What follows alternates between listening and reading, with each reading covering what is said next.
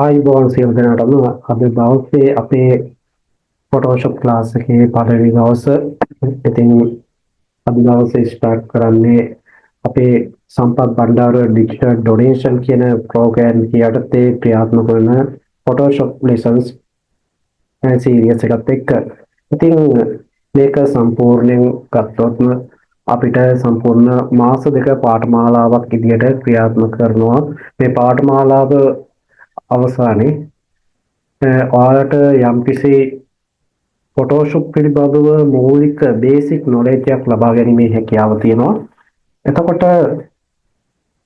මේ සඳහා අද ස්ටාර්ට් කරනවා මගේ මේ YouTube channel එකත් එක්ක යම්කිසි අරමුණක් මේ lesson series එක කරන එකේ අරමුණ ඔයාලා සමහරවිට දකින්න ඇති YouTube එක තුල. ඉතින් අද දවසේ මේ සම්බන්ධලා ඉන්න අය සහ ඉදිරියට සම්බන්ධ වෙන්න ඉන්න අයට හොඳ අවස්ථාවක් වෙයි, මේ opportunity එකක් වෙයි මේ Photoshop පිළිබඳව. ඉතින් අද දවසේ මම වැඩි කාල වේලාවක් ගන්න නැහැ මේ දේශනය පවත්වන. අපි පාඩමට කෙලින්ම යනවා lessons එකට. ඔයාලගේ group වල ඉන්න කට්ටියට මම එවලා තියෙනවා PDF එකක්. මම ඒක Photoshop වලින් ඕපන් කරගන්නම්. PDF දෙකම ඔයාලා මේ PDF එකක් වගේ ඕපන් කරගද්දී අපි මෙතන නම් lessons එක යනවා. අපි PDF එකක් ඕපන් කරගන්න පුළුවන් ෆයිල් විදිහට ඕපන් යන්න. ඊට පස්සේ අදාළ ෆයිල් එක සිලෙක්ට් කරගන්න. මෙන්න මේ අවස්ථාවේදී PDF එකක් ඕපන් කරනකොට අපිට ඒ PDF එකේ තියෙන page ගන්නවම හම්බෙනවා. මම මෙතනදී මේ PDF එකේ තියෙන page දෙකයි. නැත්නම් ඒ දෙකම සිලෙක්ට් කරන මේ අවස්ථාවේදී shift එක ඔබාගෙන shift එක ඔබාගෙන හරි control ඔබාගෙන හරි ඔයාලට තියෙන මේ ඕපන් කරගන්න. එතකොට මම මේ ඕපන් කරගත්තේ මගේ සිලබස් එකේ මේ මාස දෙක course එක තුල සිලබස් එක තමයි ඕපන් වෙන්නේ. එතකොට මේකේ PDF page දෙකක් තියෙනවා. මම මේ දෙකම ඕපන් කරගන්නවා shift එක ඔබාගෙන ක්ලික් කරන්න mouse එකේ. එතකොට මතක තියාගන්න කිසිම කෙනෙකුට ගැටලුවක් නැහැ මේ පිළිබඳව දන්නේ නැහැ. මම හැමදේම දැන් ඔයාලට මේ පටන් ගත්ත ස්ථානෙම PDF එක ඕපන් කර දැන ඉඳන් දැන් මේ යන lessons එක යනවා. එතකොට අන්න මම PDF එක ඕපන් කරගන්නවා. ඕකේ කරගන්නවා.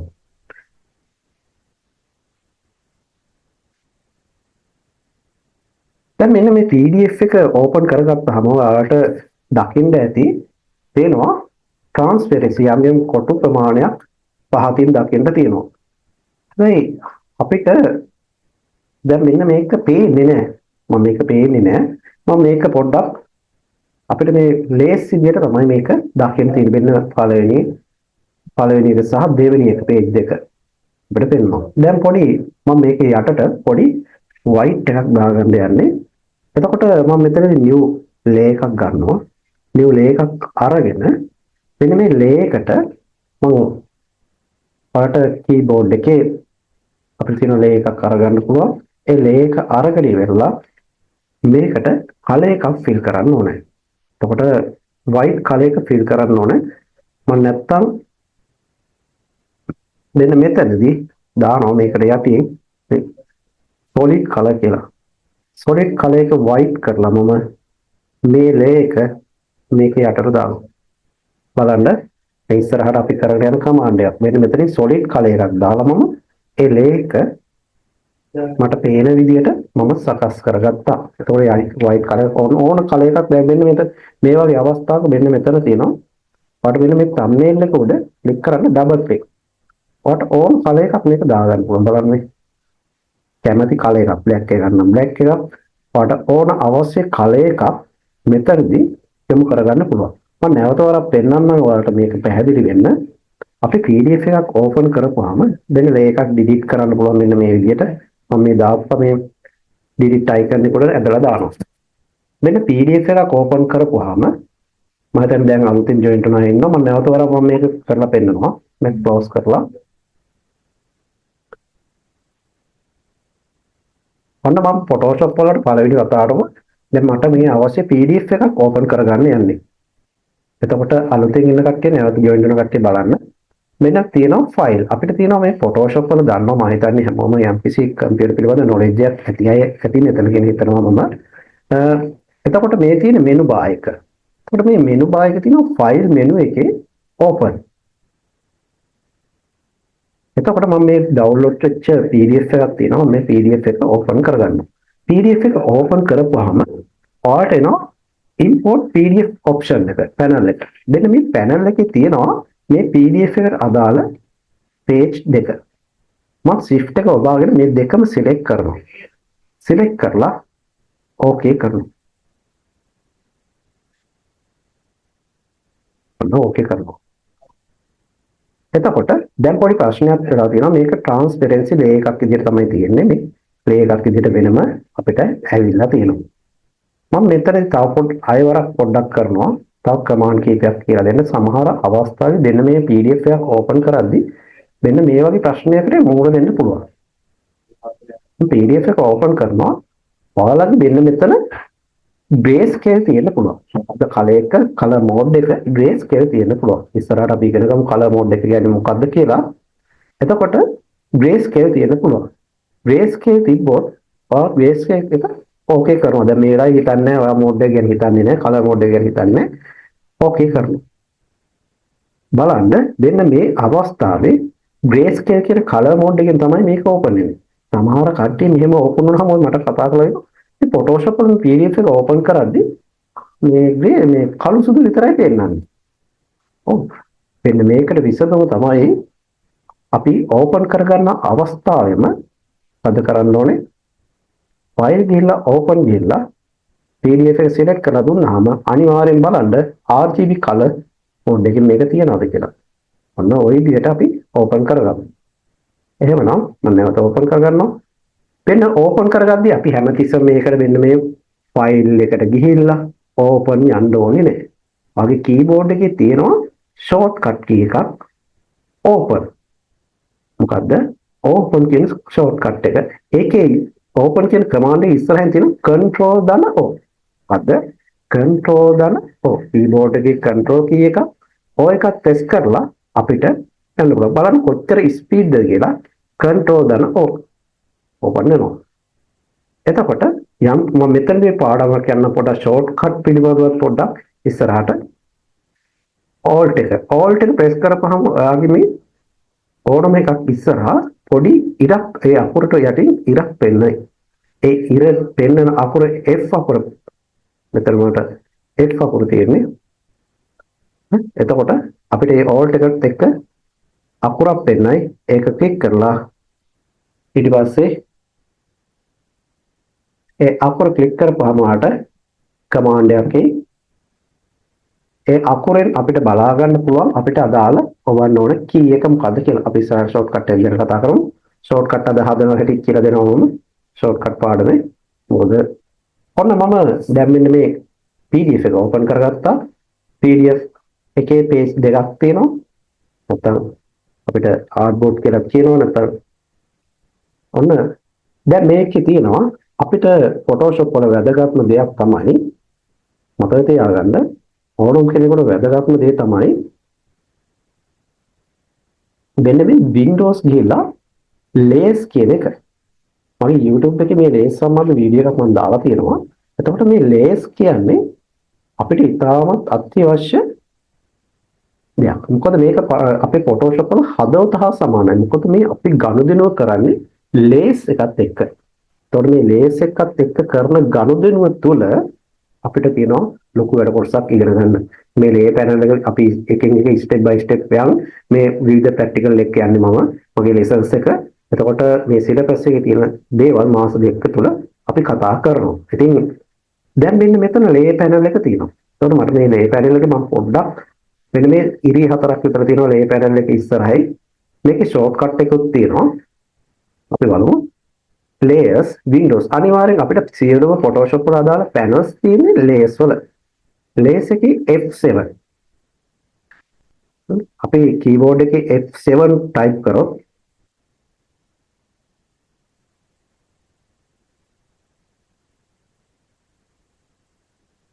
layer panel එක එනවා.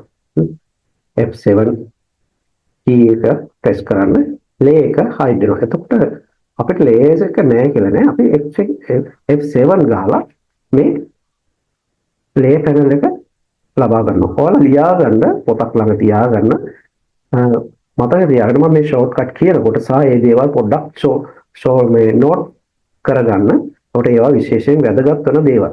එතකොට ලේ පැනල් එක ඕපන් කරගන්න තියෙන ෂෝට්කට් එක තමයි F7. එතකොට මම මේකේ වීඩියෝ එකක් දාලා තියෙනවා YouTube එකේ ඔයාලා බලන්න. ඒක අනිවාර්යෙන් ඔයාලට ඒ ෂෝට්කට් එක තියෙනවා. එතකොට F7 අපිට මෙන්න ලේ පැනල් එක ආවා. මෙන්න මේ ලේ පැනල් එකේ ඉස්සරහින් තියෙනවා පොඩි ඉරිකැලි හතරක්. ඒකේ තියෙනවා පාතර එනකොට පැනල් ඔප්ෂන් කියලා. අද පැනල් ඔප්ෂන්. මෙන්න මේ පැනල් ඔප්ෂන් එකට ආපුවාම අපිට තියෙනවා thumbnail size එක. මෙන්න මේකේ size එක මේ ලේ එක පෙන්වන්න size එක නම් කියලා දුන්නොත් මේක නම් කියලා දුන්නොත් දැන් අර අපිට thumbnail එකලා පෙන්වන්නේ නැහැ. එහෙමනම් නැවත වරක් යනවා මම පැනල් ඔප්ෂන් එක අවස්ථා තුනක් දීලා තිනවා. දැන්ට ඔයාලට පේන්න මම ලාර්ජ්ම අවස්ථාව දෙනවා. මතක තියාගන්න අපිට කම්පියුටරේ වැඩ කරද්දී ලොකුවට මේ ලේස් පෙන්වන්න ගියොත් යම්කිසි ප්‍රමාණයක් බොහෝ දුරට නන් කියලා හරියට රීනේම් කරලා කරන්න පුළුවන් නම් හොඳයි. එතකොට අපිට අපේ කම්පියුටරේ තියෙන ස්පීඩ් එකත් එක්ක පොඩි ස්පීඩ් එක පොඩ්ඩක් වැඩි කරගන්න පුළුවන්. නැත්නම් මේවට RAM එක වගේ දේවල් ෂෙයා වෙනවා. ඒ නිසා අපේ අඩු ස්පීඩ් එකකින් තියෙන කම්පියුටරයක් නම් අනිවාර්යෙන් මේවා නන් කරගෙන කරන්න. නැත්නම් අපිට මේක පෙන්වන්න එයාලා RAM එක පොඩ්ඩක් ස්ට්‍රක් වෙන්න පුළුවන් වගේ මැෂින් එක. ඒකත් හොඳට මතක තියාගන්න. යම්කිසි ස්ට්‍රක් වීම මොකද ලේස් කීපයක් වැඩ කරනවා නම් අපිට ඒක මේ අවස්ථාවේ මම මේ ඔයාලට පේන්න මේක දාගන්නවා. එහෙමනම් දැන් මට පොඩි ප්‍රශ්නයක් තියෙනවා. මට මේක ඇත්තටම පේන්නේ නැහැ. ඔයාලට පේන්නේ නැහැ මේක. ඔයාලට පේන්නේ නැහැ. දැන් යම්මට වෙනවා. මට මේකට හිතෙනවා පොඩි කල එකක් දාගන්න මේකට යටින් මේකේ තියෙන ලේස් එකක්. මම ලේ එකක් කියන්නේ මොකක්ද කියලා ඉස්සරහට කතා කරන්නම්. එතකොට මෙන්න මෙතන තියෙනවා adjustment ලේ පැනල් එකේ යටින් තියෙනවා color adjustment. එතකොට තියෙනවා ඒකේ උඩ තියෙන solid color. උඩ තියෙන්නේ solid color. මෙන්න මේ solid color එකේ මම white දාගන්නවා. white දාගෙන දැන් ප්‍රශ්නයක් තියෙනවා. මොකද්ද? මෙන්න මෙතන තාම අපිට පේන්නේ නැහැ. එහෙමනම් මෙන්න මෙතන තියෙනවා අපිට මෙන්න මේ ලේ එක පාතට දාන්න. බලන්න. ලස්සනයි නේද වැඩි? ඔන්න white ආපු ගමන් අපිට අවශ්‍ය දේවල් ටික පේනවා. එහෙමනම් ඔන්න අපි පොඩි කමාන්ඩ් එකක් ඉගෙන ගත්තා මෙතනදී. මොකද්ද? adjustment වල solid color. solid color. දැන් මෙන්න මේකේ වාසියක් තියෙනවා. මේ ඉස්සරහට අපි adjustment ගැන කතා කරනවා. එතකොට